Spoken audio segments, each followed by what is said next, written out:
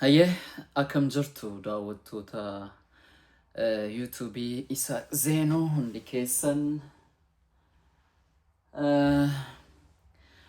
duraan dursee utuun dubbii kan kootti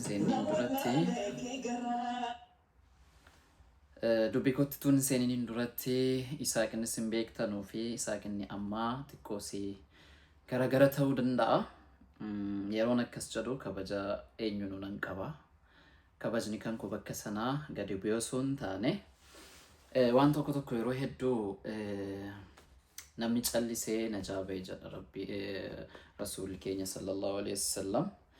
Yeroo hedduu akka nama sooshaal miidiyaa fayyadamu yookaan akka nama sooshaal miidiyaa irra turre akka nama xiqqoosii maqaa qabu akka nama Oromoof jecha waan godhamu qabu godhe tokkotti anis miiran qaba.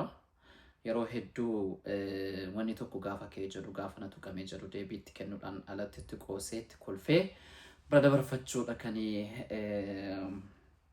natti salphatu jechuudha. Malli koo kan isin beektanus kana. Har'atti garuu wanti kun gaafa baay'atee jedhu xiqqoosee wal hubannaanis hin dhabama natti fakkaata. Kanaafuu anas akka hubattanuuf dhugaa jiru akka namni kan baruuf wanti an intinaa ta'uu barbaadu tokko jira. Mee dursaa viidiyoo kana laallee walitti adeebinu. Lama nama meeqa jenajjante Isaaq Zeenuuti nama meeqa ol jenajjantan caaltu kaniin arragaa Isaaq Zeenuuti sidhiisee Ameerikaan kunne wal fuutanii meebii gaasanii biyoo achi deemte hallaa waalam sitti sammuu keessa ka jiru tokko maqmaasi sagal baranii sagalee dhiiraa baranii akka miira keessa galuu hin danda'a. Hanga danda'amaa ta'etti miira keessa galuu dhiisuun ayyaala. Duraan dursee wantan jechuu barbaadu keessatti dhimma caaltuu amaan hiriyaa kan koo waa'ila hojii kooti waa hunda kan koo jechuun danda'a. Dhimma si boodarra bal'inaan ibsuu nan danda'a. Gara sitti osoo seeniin duratti namoota kanarraa kan akka gurbaa Kadir kanaa fi namoota isa fakkaatanu sarara waan tokko dubbachuun barbaada. Hundi keessanuu jireenya mataa keessanii qabdu. Jireenya akka dhuunfaatti jiraattanu, jireenya immoo akka gamtaatti jiraattanu fi jireenya immoo akka hawaasaatti jiraattanu keessatti warri sooshaal miidiyaa irra jirtanu jireenyi isin sooshaal miidiyaa irratti jiraattanuuf dhuunfaan keessa inni jiraattanu garaagarummaa guddaa qaba. Kun gidduu galeessaa godhamu. Kadir akka Oromoo tokkootti sin kabaja. Akka nama Muslima tokkootti kabajan sirraa qaba. Yeroo hedduu kanaan duras dhimma tokko irratti anifata akka walitti mufanne dhimmuma kanaan wal qabatee akka walirratti mufanne nan beeka. Jechan taa'inaan jette dhiiseen irra dabarfadhe. Ammas nam tokko dhugaa nama tokko nama kanatti siifira ta'uu danda'a. Dhiisuus ta'uu danda'a, ganda kan keessa ta'uu danda'a, yookaan namni kun dhugaa qabaachuus danda'a, dhugaa qabaachuu dhabuus hin danda'a. Dhugaa nama kanaa barbaachaaf jecha gaafa dhugaa nama tokko dabsitu akka amantaa keenyaattis Rabbi irraa si gaafatan yoomuyyuu afootu siin hin jedhu. Keessatti Isaaqiif caaltuu amaan arragaan ba'a waggaa hedduu wal janajjanaa turan kan jedhe ragaa sanas akka tinaaf hedduun barbaadda. Hanga ragaa sanaaf hedduutti yoo hangam gaaratti kennadheen jira. Akka nama qulqulluu tokkootti, akka nama Muslima tokkootti, akka nama Oromoo tokkoottis immoo Rabbiin cubbuut narra keessee fi na cabsuudhaaf yaaltee Rabbirraa akka argattu abdiin qaba. Afootu siif hin jedhu walumaa galatti. Ammoos immoo fakkaatti akka keetiitiif namoota kan beekuu dhiisuu hin danda'a. Waan barbaadan komentii jalattis dhufanii miidiyaa fuula isaanii irra jiruttis arganii dubbatanii dhiibbaa isaan irratti uuman jiraachuu dhiisuu danda'a. Garuu namoonni dhiibbaa uumuu dandeessan hordoftoota baay'ee qabdan, dhageettii baay'ee qabdan waan hin taane gaafa jettanu namni kaanis yoo nuun jedhan hin gubu. Kanaafuu silaa isintu of eeggachuu qaba waan ta'eef. Kanaaf kootiif kan kee waraanni arrarraa kaaseetti fufaa siin jechuu barbaadeetanii. Inni kan biraa dhimmi caaltuu amaan gaafa ka'u. Mucaan kun ana hiriyaa kooti sirriidha. Akkatti wal barree fi maal akka jirrus immoo bal'inaa isiniif himuun barbaada. Dhimmi si gaafa ka'ee jedhu yeroo hedduu anatti tuttuqama. sababni isaa baay'ee walitti siqannaa miidiyaa tokko wajjin hojjenna gaafa miidiyaa wajjin hojjennu immoo seera miidiyaa namoonni beektan tokko jirtan miidiyaan kan keenya entertainmentiidha diraamaa wajjin hojjechuu dandeenya miidiyaa tokko irra gaafa galtee jettu inni haadha manaa qabus inni abbaa manaa qabus dandeettii miidiyaa sana hoogganuu danda'uun dandeettii miidiyaa sana irratti madaaluu danda'uun qacarama diraamaa hojjechuu ta'e jedha akka jalliif jallee haadha manaa fi abbaa manaatti waliin hojjechuun ni danda'ama seera miidiyaati kun seera aartiitis kun kana diiteelii keessa galuun barbaadu miidiyaa tokko wajjin hojjenna utuu gara sanatti aniif caaltuun isaaqiif caaltuun walii maali kan jedhamu sanatti osoo hin deemin duratti aniif caaltuun kan nuti wal barree akka Itoophiyaatti 2000 fi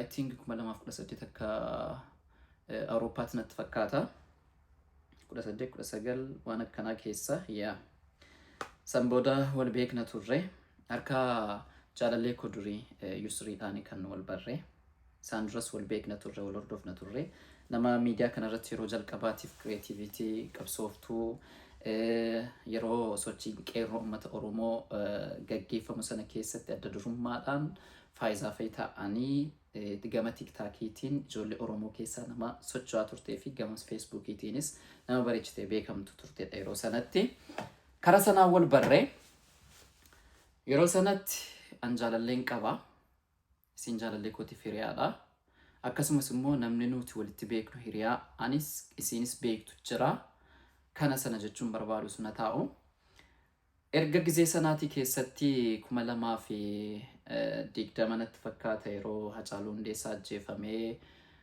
qeerroon qabsoo finiinsitee mormiin guddaan dho'ee achi booda sirba baasaa turre nu keenya jennee si'amannee harkarsiif rukunnee utuu namni tokko hin beekin isii ture kan isiitti erginee akkuma audio isaa fixumurree jennee isiitti erginee isiin irratti hojjette sirbi sun vaariyaal ba'ee baay'ee hiriyaa koo kee beeku wajjiniin jechuudha isin kee beekii wajjiniin wal beekte hiriyaadha akka nama yeroo sanatti sooshaal miidiyaa irratti sosocho'aa jiru tokkoon jechuudha amma tasgabbaa'ee dubbachuun barbaada seenaa isaa akka bartanoofanii ergasii san booda hiriyaa taanee wajjiniin jiraataa turre waliif barreessina waliif bilbillaa san boodaanis biyyaa ba'ee yeroon biyyaa ba'utti jaalalleen qaba jaalallee qofa yoo hin taane namni sooshaal miidiyaa akka haadha manaa fi abbaa manaatti nu beeka sirriidhaan fi Yusriin akka naannoo keenyaatti jimaa godhanne maatii wal baree miidiyaa irrattis akka haadha manaa fi abbaa manaa taanetti eenyuun iyyuu hin beeka jechuudha dhimmi kan kootiif kansee isa yeroo biraatti dubbachuu dandeenya waan ta'eef yeroo sanatti sin jechuu barbaadeetani akkasi achi etu akkas jennu miidiyaa irra jirtanis miidiyaa irra jira Ijiptin naqee Ijiptiin keessatti akkuma beektanu hojiiwwan adda addaa hojjetaa turre forexiin hojjetaan ture akkasumas miidiyaa amma Jawaar Faarratti interview godhamu Kush Media Network yeroo sana achitti hojjetaan ture Ijiptiin keessa sirbootni adda addaa hojjetaan ture hin teenyisniin jechuu barbaadeetanii yeroo kana keessatti namoota hedduudhaan wal quunnamta namoota siyaasaatiin wal quunnamta namoota aartiitiin wal quunnamta namoota siyaasa keessa hin jirre noormaalii jiraatu akka hiriyaatti wajjin jiraannu hedduudhaan wal quunnamta jechuudha sooshaal miidiyaa irrattis immoo namoota hedduudhaan wal barree gama tiktaakiittinis immoo nama faamilii taane hedduu wajjin wal barree biyya kanattis akka nama kanaan dura wal beekutti wajjin jiraataa jirra jechuudha isin jechuu barbaadeetanii san booda caaltuun Isaaqiif jettee Isaaqii wajjiniin wal jaallattee jaalalleen si mana hidhaa keessa ituu jiru dhiistee isaa wajjin ituu wal jaallattu gara Ijipti dhufte kan jedhu yeroo hedduu dhimmi si gaafa miidiyaa irratti ka'ee jedhu ajandaan kun hin ka'a jechuudha. Dhugaa tokko isiniif haa himu caaltuun ergasiin eeruma si dhaga'ee an caaltuu mitiiti namoota kaanii mitiiti namoota akka noormaalitti akka obboleettiitti wajjiniin jiraannu obboleettii yeroon siin jedhu firuma taane jechuudha. Kanaan dura bakka adda addaatti wajjiniin qoosnu namni gaafa bultii keessa seenee jedhee nama sana kontaaktii addaan kuta jechuudha yoon karaatti ittiin wal arge malee. Ergasiin bultii keessa seentaniif caaltuun waliinis hin dubbannu. Barreesseefis hin beeku naafis hin barreessitu. Silumaayyuu walitti dhufeenyi kan keenya akkan duraan isinitti himee jechuudha. Erga gisee sanaatiin beeknu san booda qabamuu si dhageenye, eerumuu si dhageenye, biyya galuu si dhageenye, biyya keessa akkasiin jirtu hin beekna. Kanaan ala namni social media irra jiru heddeen jiruuf heddeen bulu hinuma beekama waan ta'eef. Caaltuun si wajjin walii galtee gara kana dhuftetu abbaa manaa qabdu abbaa manaa si mana hidhaa keessatti dhiiste kan jedhuuf dhugaan jiru. Tokkoffaa gaafa caaltuun biyya kana dhuftu akkuma isin fakkeenyaaf birraan hiriyaa kooti wajjiniin hojii hojjenna. Cimna caaltuu asirratti wanta dinqisiifadhu tokko jira. Birraas baay'een dinqisiifadha, baay'een jaalladha. Yeroo kana keessatti akkuma keessanii anis miidiyaa irraa caaltuun kaayiroo dhufte kan jedhuuf suuraadhaaf viidiyoo arge. Sarpiraayis isin godhu. Na wajjin wanti isin dubbatte hin jirtu. Anaaf jettee wanti isin dhufte tokko hin jirtu. Caaltuun haadha manaa namaatii kabajamtuudha. San booda istuudiyoo Forexiin hojjennu turre istuudiyoo keessatti argine baga nagaan dhuftee achitti simanneen jechuudha. Kan simateen Birraa Jamaal Qofitteedha. Ijoollee biyya tokkootii wal beeku sooshaal miidiyaa irratti. Innaa akkamitti nutti mul'iste nam tokkotti iyyuu hin himne namoota nas beeku akka faamiliitti iyyuu hin himne jettee intervii goonee san booda kanaan duras wal beekna waan ta'eef namoota kaanii wajjiniin walitti dhiyeenyarra san booda akka faamiliitti gara miidiyaa kanatti akkasiin dhuftee hojjettu waan tokko goggodhaa turre treat godhaa turre. Miidiyaa kanatti galtee hojjechuu jalqabdee ergasiin hojjettee aniif caaltuun waahillan hojii qofa osoo hin taane hiriyaa dhugaa akka obboleessaaf obboleettiitti wajjin jiraataa turre jechuudha. Yeroon akkasiniin jedhu nuti warri Forexiin keessa hojjennu akka hojjettoota Forex qofa osoo hin taane akka faamiliitti jiraataa turre. Hojii tokko gaafa hojjennu namni namni duubaan waan tokko nutti hojjennu achumatti walitti dhufnee waliin mari'annee diraamaa hojjechuus yoo barbaachisaa ta'e jedhe walitti dhufnee mari'annee birraanis qopheessee anis qopheessee namni dhingoo qopheessee yaada fidee sagantaas gaafa hojjennu akka kanatti sagantaa hojjetaa turre. Wanti kun akka nuti bareechinee faamilii taanee wajjin hin jiraannu nu godhe jechuudha. Akka kanatti walitti dhufeenyi kan keenyaa akka faamiliitti wajjin hin jiraataa turre argitaniitu gaafa biyya kana dhufuudhaaf nagaggeessaa turanii sagantaa isaanaaf hojjetanii hanga yoonaatti dookumentariin akka kanaatu eenyuufiyyuu nama siyaasa gurguddaadhaaf hin hojjetamne. Kanaaf jara kana keessatti gaafatti bu'amu akka nama qubni kan koo tokkotti bu'ameetti na dhukkubsa waan ta'eef keessatti dhugaa nama tokko barbaaduuf jecha gaafa dhugaa nama kaanii dabsitan. Akkanatti wajjin hin jiraataa turre. Achi booda yeroo tokko wayii suuraan tokko istuudiyoo keessatti kan sagantaa shikifii sanbataa kan jedhamu kan aadaa naannoo Oromiyaa guutuu hojjennu tokko wayii jira. Yeroo kana hojjennu suuraawwan adda addaa kaana. Suuraa kana kaanee I ganumatu post godhanatti fakkaata. Dhimma kanaan wal qabatee caaltuu irratti baay'ee duulaa turtanii. Baay'ee. Jecha Oromoon namaan hin jenne, jecha safuu, jecha dubartii tokkoo fi mallee dhiirri kan keenya gadi bahee jedhaa ture. Dhiirri Oromoo dubartiin jecha dubartiidhaaf hin jedhamne caaltuudhaan jedhaa turtan. Yeroo kana hamleen hin cabneen gadi baatees deebisne calam jettees hin laalte ijaan. Anis kan maqaan wajjiniin na ka'e intala abbaa manaa qabdu wajjiniin wajjin akkas naan jedhaa turtan jechuudha. Takkaa maqaan kan keessattuu kan ka'ee namni tokko afaan arraba cabee nutti hin dubbanne kabajaan kan jiraataa jiru. Hin deebisne calam jennee dhiisnee didichitanii dadhabdanii sooshaal miidiyaa akka waan tokko intilaa ta'uu hin dandeenye yeroo sana barree jechuudha. Erga gizee sanaatii dogoggora caaltuu barbaadaa turtan hundi keessan. Dogoggora kan kootis karaa ittiin tuqxan. Dogoggora caaltuu sababa abbaa manaasiitiin. An abbaa manaasiin beeku. Ilma nama guddaatti jettu. Yaa ilma nama guddaa ta'uu danda'a akka persentiitti, personaaliitti jechuukooti. Miira keessan galee. Isan beeku ani siinan beeka. Nama hin beekne tokko namni kun ajaa'aa gaariidha jechuu hin danda'u. Kanan beeku immoo caaltuudha. Caaltuun gaarummaa si bira jiraadhe wajjiniin jiraadhe waanan beekuuf afaan guuttadhe laphee dhiiteffadhe dubbachuu nan danda'a. Akkasin hadha sooshaal miidiyaan harka keessan irra waan jirtu waan barbaaddan baatanii dubbattanii yeroo kana jechisin dubbattanu kun nama waan ta'eef ammallee nun cabsuu fi miti keessatti bo'aa jirra waan dadhabina kan keenya yoo isinitti agarsiisne jenne akka injifatamne isinitti agarsiisuu dhabuudhaaf malee gaafa waan tokko nun jettanu jecha mitiiti gaafa koomantiidha waan hin taane namaan jettanu namni guddaan akkameessaa tarii guddaa akkamii qabuyyuu hammileen isaanii cabaa jechuudha. Kanaaf akka kanatti dandamannee as keenye caaltuun abbaan manaasiis ba'ee dhimma abbaan manaasii keessa galuun barbaadu. Maaliif nuti akka dhuunfaattis waan beeknu qabna. Isiin immoo jireenya iccitiisii hangam hiriyaa taanu jireenya dhuunfaasii inni kanaan isaan akka afaansii keessaa ajummaa abbaa manaasii isiidhaan nutti himee dhageenye hin beeknu. Taateewwan ta'e tokko tokko akka hiriyaatti ni beekna. Dhugaa isiin qabdu ituu hadha akkuma isiin baatee dubbachiisuu barbaadanu baatanii dubbattanii afaan hadha caaltu ittiin arrabsitanu kana caaltuu faarsitu cimanasii. Waanan beeku waan hiriyoota isii bira jiranu beekanu sooshaal miidiyaan kun beekeetii hadha gadi baatanii hundi keessan ifama gaafattu.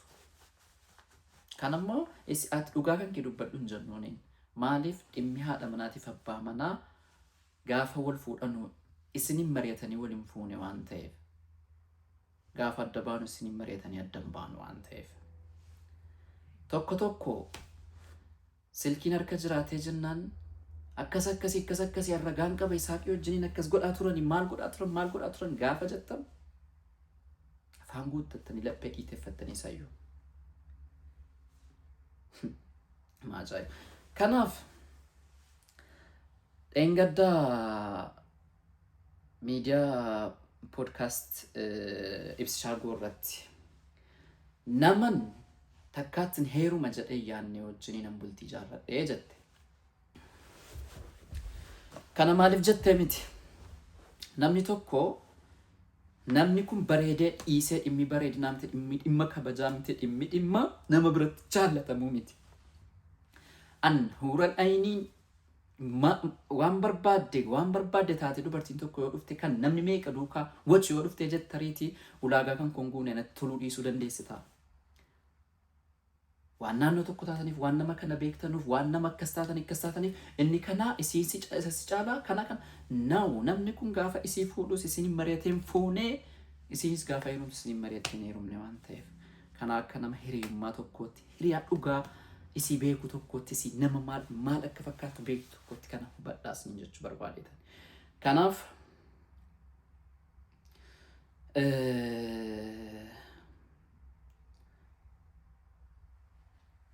sababa kanaaf caaltuu irraa duulaa turtanii kanaanis wal qabatee paartii lammaffaan sababa Isaaqii wajjiniin jiraataa turte maal kan jedhudha.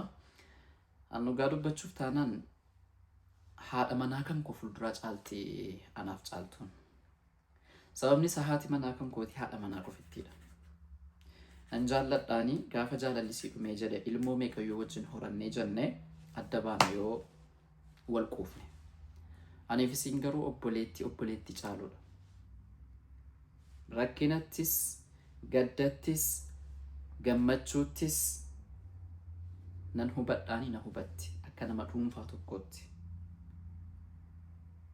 Inni kaan dhimma kan kootiif kan siite isin ilaallatu garuu wanti hamma hadhaatti jiru wanti isin anaan qabdanii isii rukuttanu hin jiru. Caaltuu irratti immoo dhufuun barbaachisaa ta'e jedhe baanii waltumuun barbaachisaa ta'e jedhee nama hin beekne irra dhufuurra nama hin beeku irra dhufuu wayya waan ta'eef gama sooshaal miidiyaatti nuti sooshaal miidiyaa Afrikaa qabna gara sanaa walitti dhukaasuus hin dandeenya. Gara harkaanis dabbaan barbaadan dhufuu dandeessu. Kanaaf akkanatti hubadhaa namoonni har'aa kaastanii maqaa kan koo kaastanii xureessitan nama qaamaa wal bira jirru yoo ta'e jedhe sooshaal miidiyaa irratti deebiin deebisu. Tokkoon kee immoo har'aa jalqabii dhugaa nama tokkoof barbaacha jecha dhugaa nama tokko dabsita taanaan anis afaaniin qabaa waan jiru sittan hima arrabas taanaan sittan noos yeroo ammaa kana keessa baalageetu iyyuu kabajamtee jiraatti waan ta'eef erga akkas ta'ee barri faallaa ta'ee jedhee namni mataa gadi qabatee jennaan namarra deemuu barbaadan ta'ee jedhee nutis irra deemna waan ta'eef kana akka kanatti hubadhaa. Kanaaf har'aa kaastanii of danda'a maqaa kun kaasinaa isa akkana caaltuun kana caaltuun afaan qabdi ofirraa deeffachuu dandeessi. Gaafa wanti sii ka'ee jedhu cubbuu keessa hin galinaa isiniin jechuu barbaaddeetanii tokkoon keessa na tuqxan taanaan anis isin irraa niisu. Namoota shufroo nama eenyummaan jiraan bebbeekamneef deebiin deebisu. Namni sooshaal miidiyaa irratti dhiibbaa uumtu tokko waa'ee kan koo kaasta taanaan abbaa abalu jedheetan maqaa kan koo kaasta taanaan anis abbaa abalu jedheetan deebisiif deeffamuu qabu siifan deebisa isin jechuu barbaadeetan amma booda. Kabajnee anuuf kabajeen ta'a jira dhufeenya tuqxanii nama tuquuf immoo uumanni fakkaatu sanaan itti deemnaa jechuudha. Akkasitti sagantaa kan koo goolabaa tun goolabinni duratti caaltuu nama akkamiiti? Akkamitti jiraataa turte Kaayiroo keessa akka nama abbaa manaa qabuutti jiraatti immoo akka nama singiliitti jiraatti kan jedhuuf caaltuun takkaan singiliidhaaf hin jettee hin beektu. Akka nama abbaa manaa qabuutti jiraatti jireenya dhuunfaasi jireenya miidiyaatu jireenya dhuunfaa tokko miti. Nama kabajji nama jaallatti dhibee ofirra dhibee namaatiif bakka laatte hanga beeknutti abbaa manaasii kana wajjin akka wajjin hin jirtutti beekna malee akka adda baatettis hin beeknu. Waan adda baanis natti hin fakkaatu jireenyi dhuunfaasi kana isheen immoo akka nama tokkootti nama eenyunuyyuu hubachuu dandeessuuf eenyunuyyuu jaallachuu dandeessuuf jaallatamuu dandeessuudha. Caaltuu namni abbaa manaasii kanaa ammaa kanaa wajjin na jiraattu haadhiistu inni gara fuulduraatti fuudhuuni nama eebbifamedha. Nama haa eebba haadhaaf abbaa qabudha. Kana hubadhaas niin jechuun barbaadaa waan dhaggeeffatanii galatoomaa jecha tokko aariidhaan darbadheetiin jira. Waan baay'ee dubbachuun barbaadan ture waan dubbasana keessaa namoonni tokko hiisi deebiin deebisinaan jedhaa turtanii dirqama immoo kunumti deebi'uu qaba kan jedhuuf anis ni deebisee akkasii nagaan naaf tura.